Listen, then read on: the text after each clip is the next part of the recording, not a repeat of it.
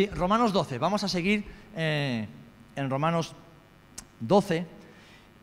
Y hoy vamos a entrar ya de lleno en algunos de los dones. Vamos a pasar, no vamos a poder profundizar mucho en ellos porque son muchos y nos faltaría el tiempo, pero sí poder refrescar algo que ya hemos estudiado en el pasado, que encontramos especialmente desarrollado también en 1 Corintios capítulo 12, y que aquí el apóstol Pablo enseña, instruye, y que lo enmarca dentro de la práctica diaria, la práctica común de la vida cristiana.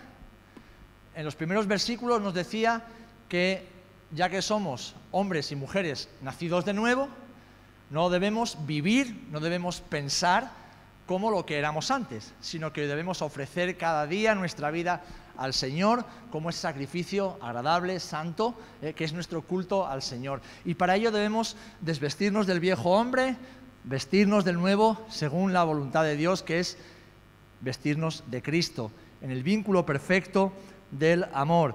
Y veíamos que el Señor nos enseña, nos instruye aquí acerca del concepto que una vez que hemos recibido esa nueva creación, que somos nuevas criaturas, ese concepto que debemos tener de nosotros mismos en el versículo 3 de Romanos 12, es un concepto de acuerdo a la medida de la fe que el Señor ha puesto en nosotros. Es decir, si Dios me ha hecho de una manera, no debo menospreciar aquello que Dios ha hecho en mí, y tampoco valorarlo de forma distinta, para no mirar a los demás ni por encima del hombro ni por debajo, sino poder servir al Señor con alegría, con fe, con determinación y con excelencia cada día.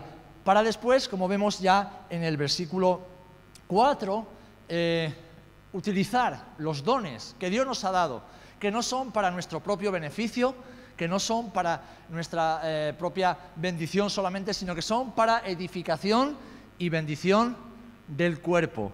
Esos dones que el Señor nos ha dado. ¿Por qué? Porque somos un solo cuerpo, dependientes los unos de los otros, y por lo tanto los dones son para el desarrollo, la edificación y el beneficio del cuerpo.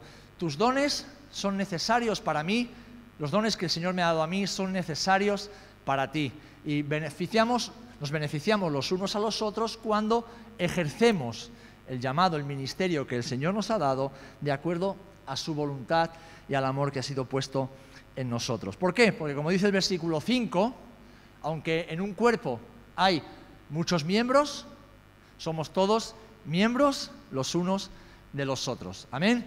Estamos conectados, estamos unidos los unos a los otros. Bien, veíamos en el versículo 6 que ya aparece el primer don, que es el don de profecía, y ya estuvimos viéndolo las semanas anteriores. Hoy vamos a entrar en el versículo 7, versículo 7 de Romanos 12, donde nos habla de un don que ya os comenté algo el otro día, así a modo de resumen, el don de servicio. Un don que, a mi entender y a entender de muchos estudiosos de la palabra, debería ser manifestado en todos y cada uno de los hijos e hijas de Dios. El don de servicio. Leemos así: o si de servicio, ¿en qué? En servir. Si Dios te ha dado el don de servicio, y estoy convencido de que sí, en servir. El don de servicio incluye todas las áreas del ministerio cristiano. De hecho, ministrar significa literalmente servir. Cuando estamos ministrando al Señor, estamos sirviendo al Señor, y de la misma manera estamos ministrando a la iglesia, ministrando a los hermanos. Así que todo creyente, todo hijo o hija de Dios nacido de nuevo debe activar, podríamos llamarlo de esa manera, ¿no? Esa actitud de siervo, si es que realmente queremos ser discípulos de Jesús. El otro día os comentaba un poquito acerca de lo que denominamos el principio maestro del maestro, que encontramos en Marcos capítulo 10, versículo 42 al 44. Podéis acompañarme si queréis. Marcos capítulo 10, versículos del 42 al 44.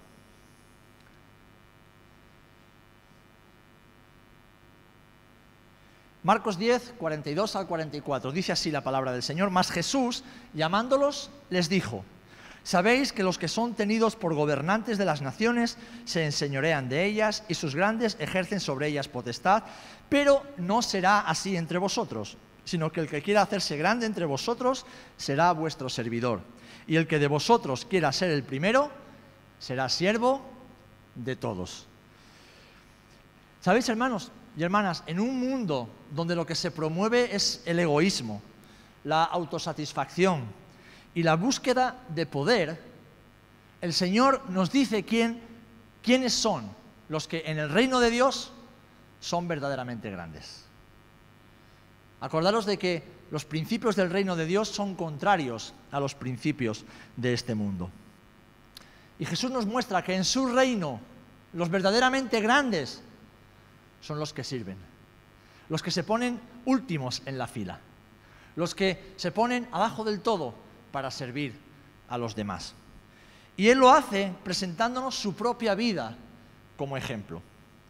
Dice Marcos 10:45, un poquito más adelante, porque el Hijo del Hombre no vino para ser servido, sino que vino para servir. ¿Amén? ¿Amén? Jesús no vino para ser servido, sino que Él vino para servir. Jesús se entregó totalmente, entregó su vida y espera que nosotros, si decimos ser sus discípulos, discípulas, sus siervas y siervos, tengamos exactamente la misma actitud. Servir a los demás de todo corazón, como si lo hiciéramos para el Señor. Porque cuando estamos sirviendo a los demás de corazón, estamos sirviendo a nuestro Señor también de corazón. Amén. Amén.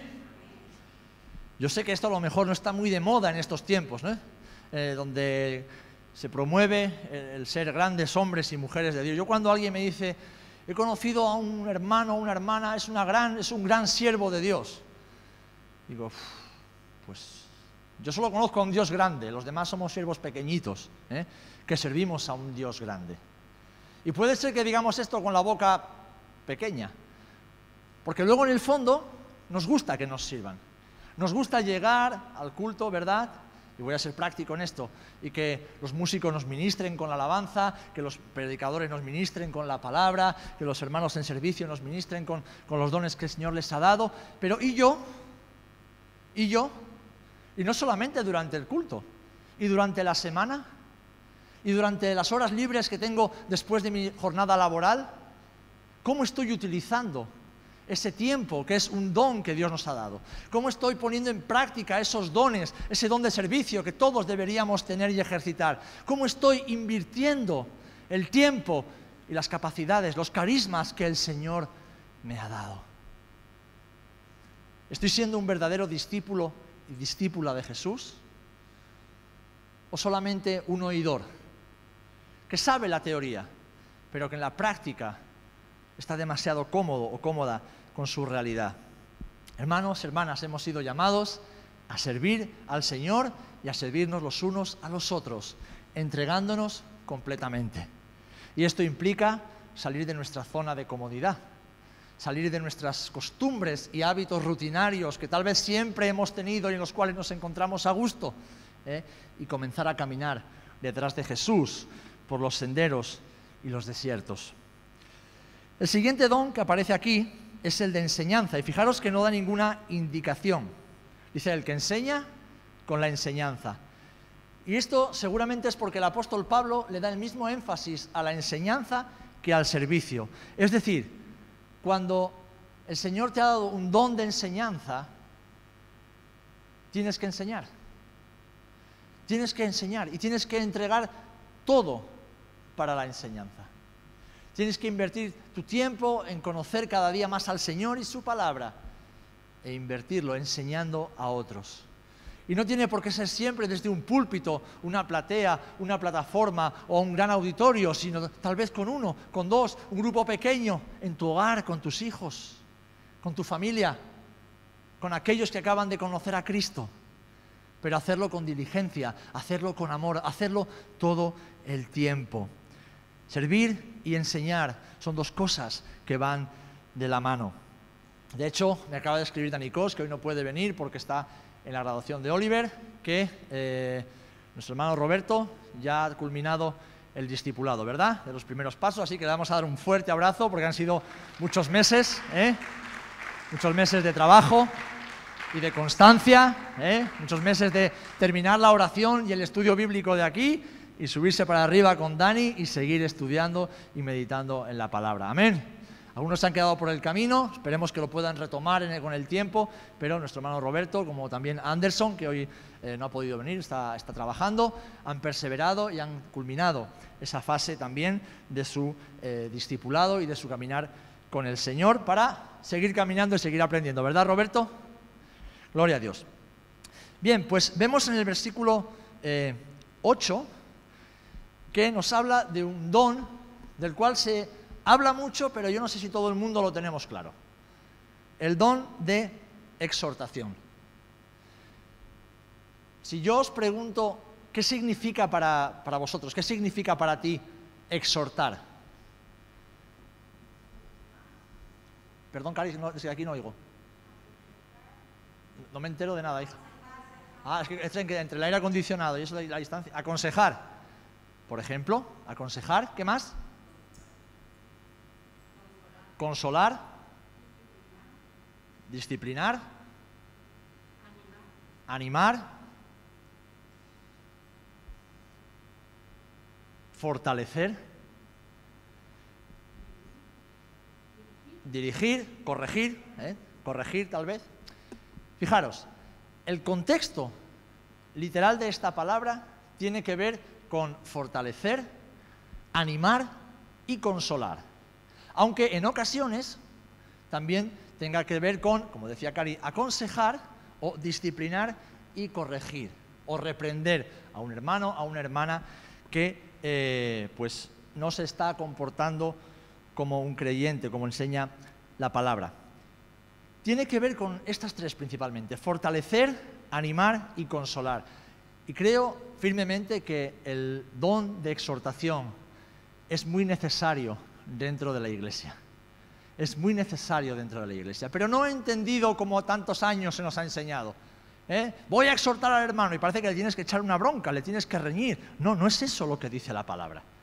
Eso es lo que nos gusta a nosotros, andar tirando de las orejas a la gente, pero no es eso lo que enseña la palabra.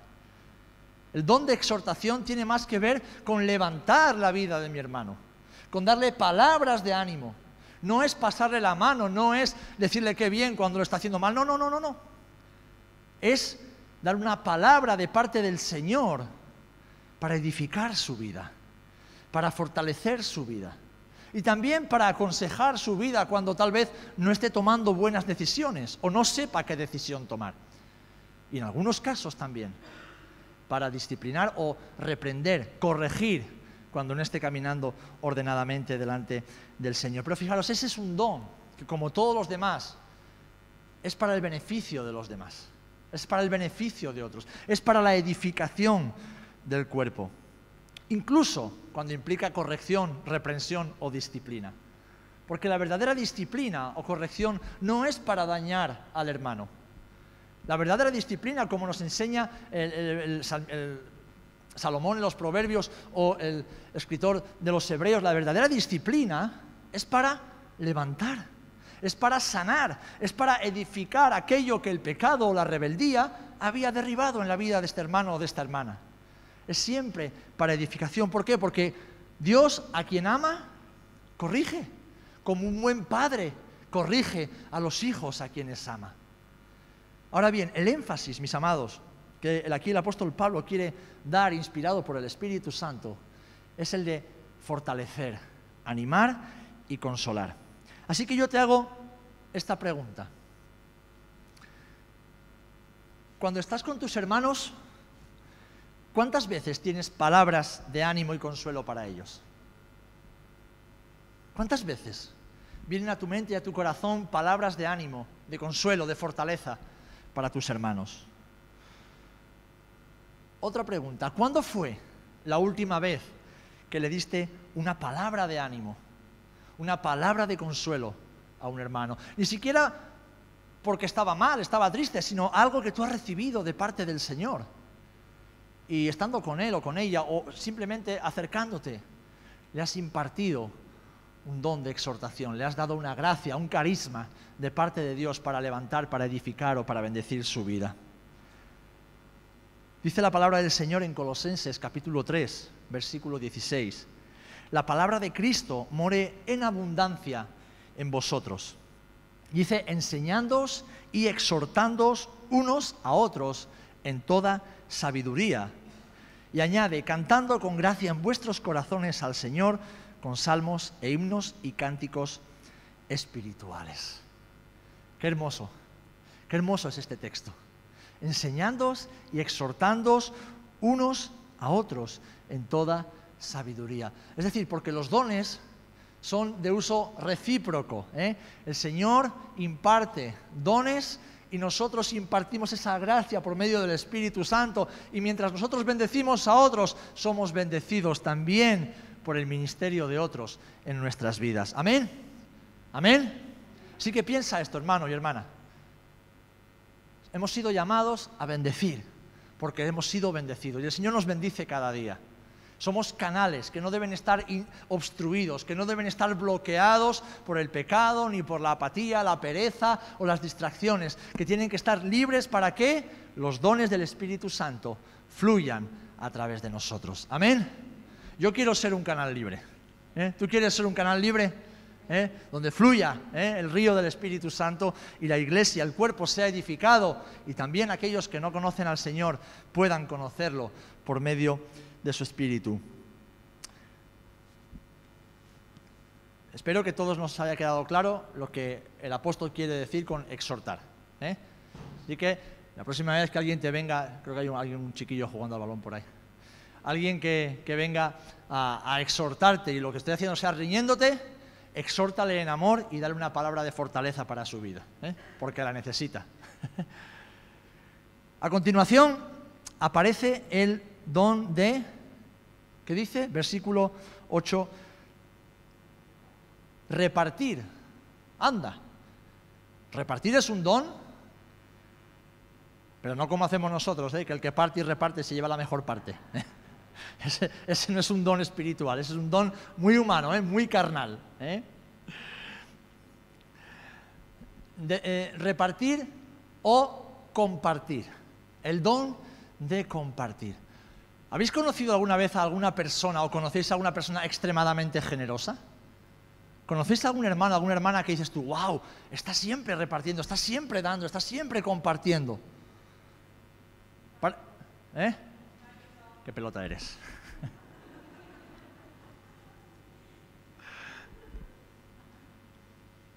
Todos tenemos algún hermano, alguna hermana o varios en nuestra vida que decimos, wow, y decimos, ¿qué corazón más generoso tiene? No, tiene un don impartido por el Espíritu Santo.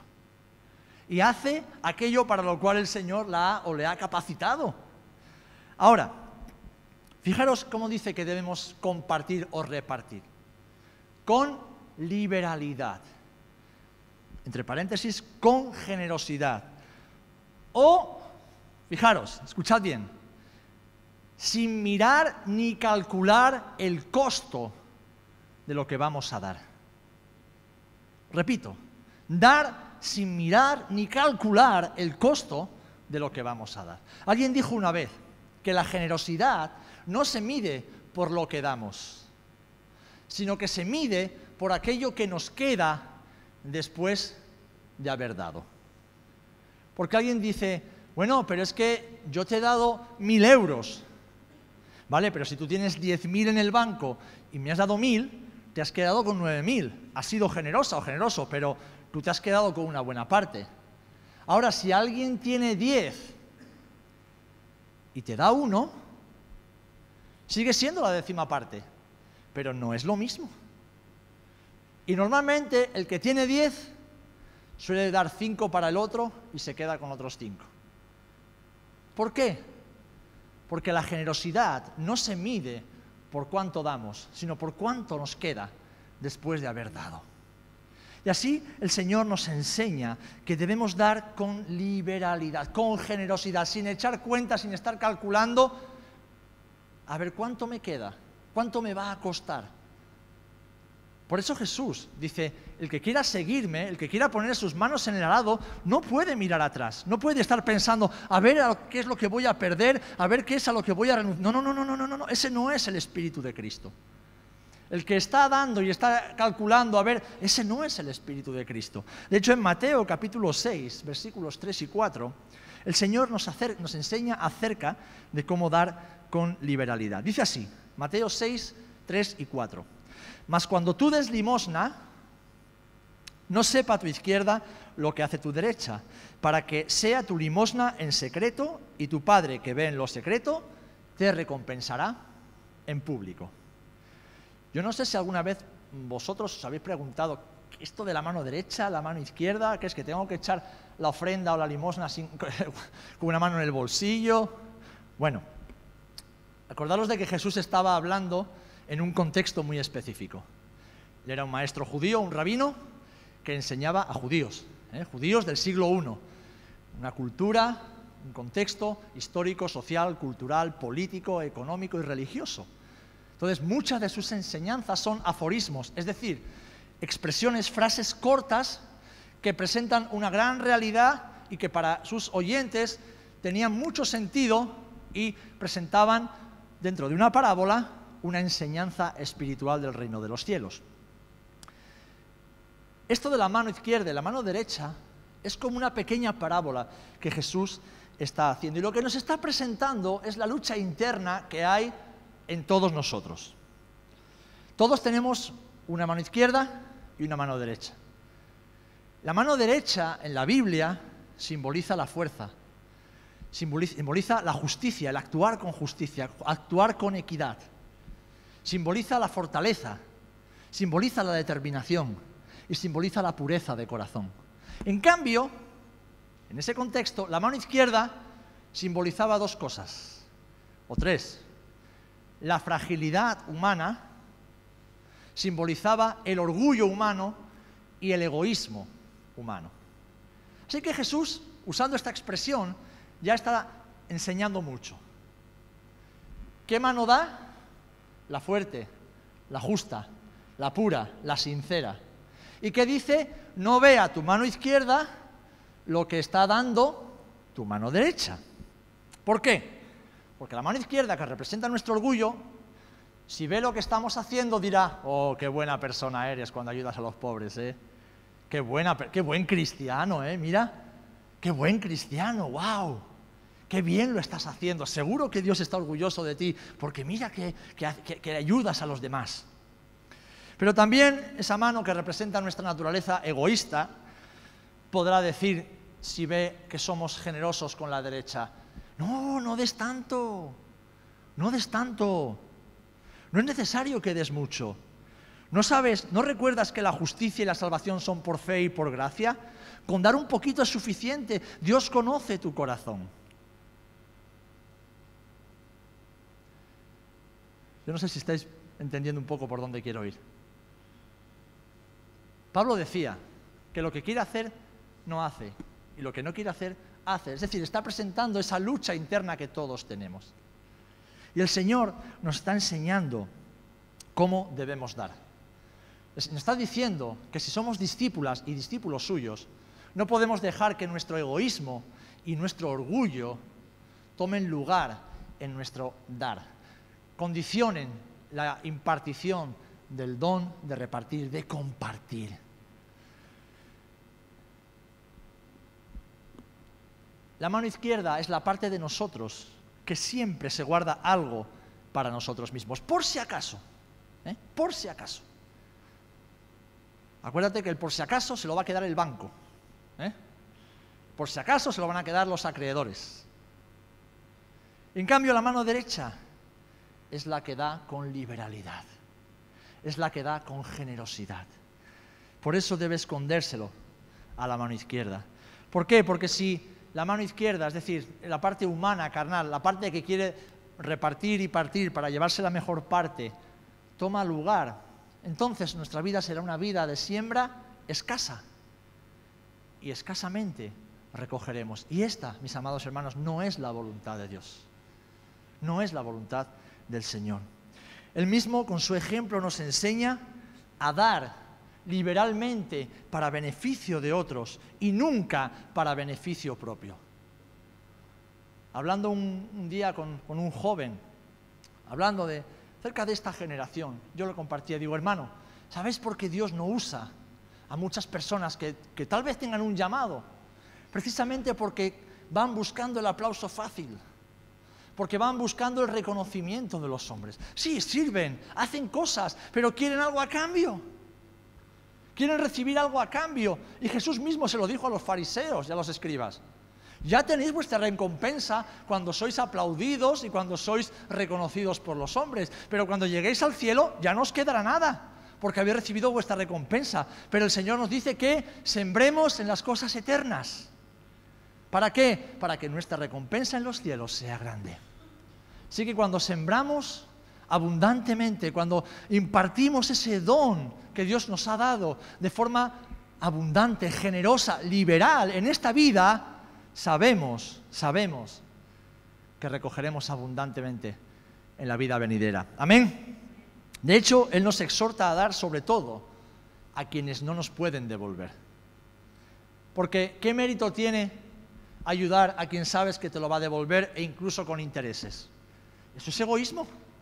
Eso no tiene nada que ver con un don espiritual. Pero cuando damos, cuando compartimos, sabiendo que la otra persona no nos lo va a poder devolver, ¿qué estamos haciendo? Siguiendo precisamente el ejemplo de Jesús. ¿Tú y yo le podemos devolver algo al Maestro? ¿Hay algo que tú y yo le podamos hacer para devolver un poquito de lo que Él ha hecho por nosotros? No, es imposible. No tenemos capacidad, no tenemos nada que le podamos hacer más que, Señor, he aquí mi vida. Yo te la entrego completamente. Yo te la doy como una ofrenda para ti. Es tuya, te pertenece.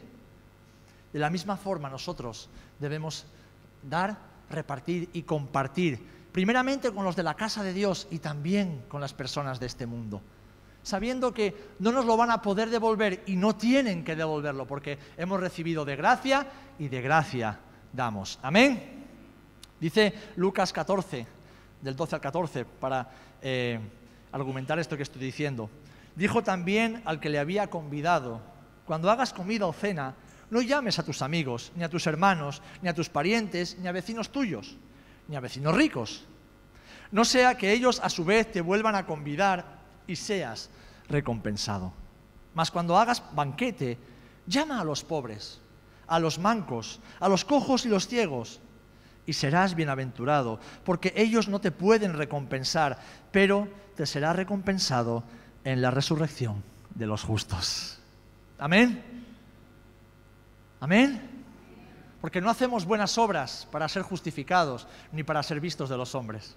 Hacemos buenas obras porque es el fruto de la fe y la gracia que ha sido derramada en nuestros corazones.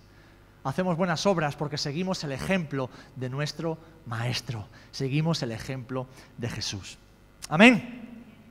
Bien, pues ora al Señor y pídele que te dé el don de repartir. Es un don maravilloso. Es un don precioso y es un don que se disfruta muchísimo cuando vemos que el Señor de nuestra pobreza, de nuestra pequeñez, de nuestra escasez, es capaz de bendecir y prosperar a otros muchos a nuestro alrededor. Amén. Bien, el último que vamos a ver en esta... Bueno, perdón, el penúltimo, son dos, pero lo veremos rápidamente. Es el don de presidir, ¿vale? El don de presidir. Pablo menciona este don que sencillamente significa dirigir o liderar en un contexto dentro de la iglesia. Puede ser una reunión, puede ser una reunión de oración, puede ser un grupo pequeño, puede ser un grupo específico de la iglesia o puede ser un estudio bíblico. Cualquier momento en el cual la iglesia, como cuerpo en su totalidad o una parte del cuerpo, se reúne. Y hermanos, para esto también es necesario que el Espíritu Santo guíe a las hermanas y hermanos que lo ejercen. Es necesario ser guiados por el Espíritu Santo, porque si no, lo haremos en la carne, y no sirve servir al Señor en la carne o con nuestras fuerzas o capacidades humanas. Hemos visto que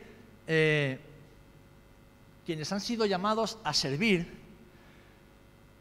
yo creo que todos hemos sido llamados a servir, siguiendo el ejemplo de Jesús, debemos hacerlo entregando lo mejor de nosotros mismos, siguiendo el ejemplo de Jesús. Y debemos hacerlo con excelencia. Así que cuando estamos llamados dentro del cuerpo a presidir, a liderar, a guiar, a dirigir, sea el contexto en el que sea, debemos hacerlo con esa misma excelencia, debemos hacerlo con sumo cuidado y con diligencia. ¿Por qué? Porque es una gran responsabilidad. Es una gran responsabilidad. Es una gran responsabilidad ponerse delante del cuerpo de Cristo, delante de la iglesia del Señor y compartir, impartir algo de parte del Señor. Siempre decimos, no estamos aquí para dar nuestras propias opiniones. No estamos aquí para decir lo que pensamos o no pensamos. Estamos aquí para administrar la gracia que el Señor nos ha dado. Y cuando el Señor nos da este don y nos pone en la posición, la situación de dirigir, guiar, liderar a un grupo grande o pequeño, debemos ser conscientes de que es un don el que ha de manifestarse para que la persona de Jesús sea visible en todo momento y solo Él sea glorificado en todo momento. Amén. Debemos hacerlo con diligencia porque es una gran responsabilidad. ¿Saben? Ante Dios todos valemos lo mismo, pero no todos somos iguales. ¿Por qué? Porque Él nos ha hecho distintos. A unos altos, otros bajitos, unos flacos, otros gorditos, a unos con la piel clara, otros la piel oscura, unos tienen unos dones, otros tienen otros. Es evidente que no todos somos iguales. Es más, mujeres y hombres no somos iguales. Biológicamente somos distintos, emocionalmente, psicológicamente somos distintos. No somos iguales. Ahora, valemos lo mismo, todos valemos la sangre de Jesús. Ahora, el Señor no ha repartido tampoco los mismos dones a todo el mundo. Unos tienen un don, otros tienen otro. Y unos tienen una responsabilidad y otros tienen otra. A unos dentro del cuerpo se les delegó mayor responsabilidad que a otros y se les demandará esa responsabilidad también. Pero también sus hermanos, y no estamos hablando solamente de los pastores, sino de los diferentes ministerios que han sido impartidos para liderar al pueblo, para llevarlo a Jesús, a su palabra, a la santidad, al temor, a la proclamación del Evangelio, a la edificación y manifestación de los dones. Los hermanos deben reconocer también esa responsabilidad, orar por aquellos hermanos y hermanas que han recibido eso y ayudarlos en la obra del ministerio. ¿Por qué? Porque somos un cuerpo. La iglesia no la hace uno solo, ni dos, ni tres. Y al que más se le da, más se le demanda. ¿Amén? ¿Amén? ¿Queremos gran responsabilidad en el cuerpo? Pues prepárate para ponerte el último de la fila, para levantarte el primero y acostarte el último, para estar siempre al servicio de tus hermanos y para no exigir, sino para ofrecer. Es una gran responsabilidad que debe hacerse siempre con la guía del Espíritu Santo. Amén. Y con el amor de Jesús en nuestros corazones. El don de presidir es importante dentro de la iglesia. Y el último que vamos a mencionar, que encontramos en este versículo 8, es el don de misericordia. El don de misericordia. Fijaros lo que dice. Lo encuentro aquí. El que hace misericordia con alegría. Con alegría. ¿Por qué dirá el apóstol Pablo eso? Hacer misericordia con alegría. Porque ser misericordiosos es un mandamiento de Jesús. Él nos llama a ser misericordiosos, unos con otros y con los necesitados. Pero aquí habla del don de misericordia como un don del Espíritu, como un carisma, algo especial que viene impartido del Señor. Y tener misericordia no es sentir pena por la gente, porque la pena es humana, la pena es diabólica. La pena nos hace sentir superiores al otro y como que tenemos un derecho para decir lo que tiene, no tiene. No. Está hablando de ser misericordiosos, como Dios es misericordioso con nosotros. ¿Por qué con alegría, hermanos? Porque yo creo que en ocasiones, cuando somos misericordiosos con alguien, lo hacemos sin ganas y por obligación. Lo hacemos porque sabemos que tenemos que hacerlo. porque queremos ser obedientes al Señor y entonces pues somos misericordiosos. Y no lo hacemos con alegría, no lo hacemos con gozo en nuestros corazones. Pero el Señor nos dice en Colosenses 3:17 que todo lo que hacéis, sea de palabra o de hecho, hacedlo todo en el nombre del Señor Jesús, dando gracias a Dios Padre por medio de Él. Agradecidos y con gozo. Un ejemplo y concluyo. ¿Alguna vez les ha tocado tener que limpiar una herida o una llaga o atender a una persona que ni siquiera es creyente, que está enferma y que su enfermedad es desagradable? Es desagradable. Tal vez huele mal, su apariencia es disgustosa, pero te ha tocado hacerlo. ¿Cómo lo has hecho? ¿Cómo lo has hecho? ¿Cómo has usado de misericordia con esta persona? ¿Lo has hecho con alegría? ¿O lo has hecho con... ¡Ah, qué asco! Ay, Señor, lo hago porque te amo mucho, porque si no, no lo haría. O cuando has tenido que cambiar un pañal a un familiar ya viejito. Oh, Señor, ¿por qué es mi madre? ¿Por qué es mi padre? ¿Por qué es mi abuela? Que si no... No es esa la forma de usar misericordia que el Señor nos enseña. No es esa la forma. Es con alegría, es con gozo, es con gratitud en el corazón. Y he puesto 3 ejemplos así muy sencillos. No sé si te has visto o no te has visto alguna vez en esa situación. Yo sí me he visto. Y tristemente no siempre la misericordia que he hecho ha sido como el Señor nos enseña.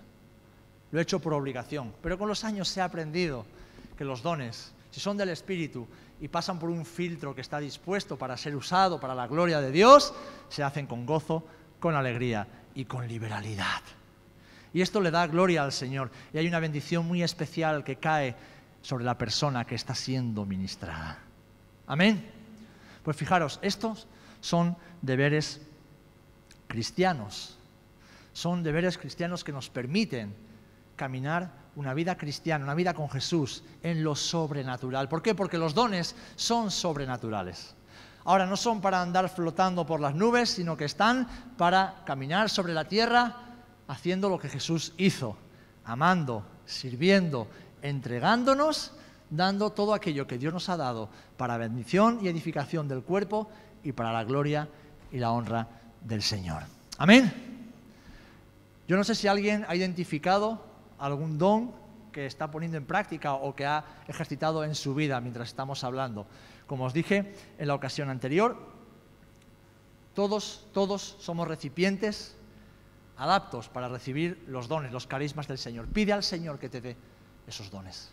Pide al Señor que de esta lista y de la de Primera de Corintios, léela atentamente, identifícalos y di, Señor, lléname de tus dones, lléname de tus dones. Quiero ser un instrumento útil en tus manos para darte gloria y para servir a otros, para bendecir a otros, porque para eso, mis amados hermanos y hermanas, estamos aquí, para servir al Señor y servir a los demás. Amén. Esa es la vida más sobrenatural que podemos vivir, servir a Cristo y servir al cuerpo de Cristo. Amén. No os oigo. Eso sí, cuando tengas los dones, úsalos, porque el Señor, cuando estemos allá arriba, nos dirá, ¿qué has hecho con los 3 talentos? ¿Y con los 5? ¿Y con los 10? Que el Señor nos pueda decir a cada uno de nosotros, bien hecho, buen siervo y fiel. Has sido fiel en lo poquito, así que te pondré en mucho. Entra y disfruta del gozo de tu Señor. Amén. Gloria al Señor. Pues que el Señor nos ayude, amados hermanos y hermanas, a manifestar sus dones y vivir esa vida maravillosa que Él tiene para todos nosotros, usando de los carismas, esa gracia derramada en nuestros corazones, para la gloria de su nombre y la edificación del cuerpo.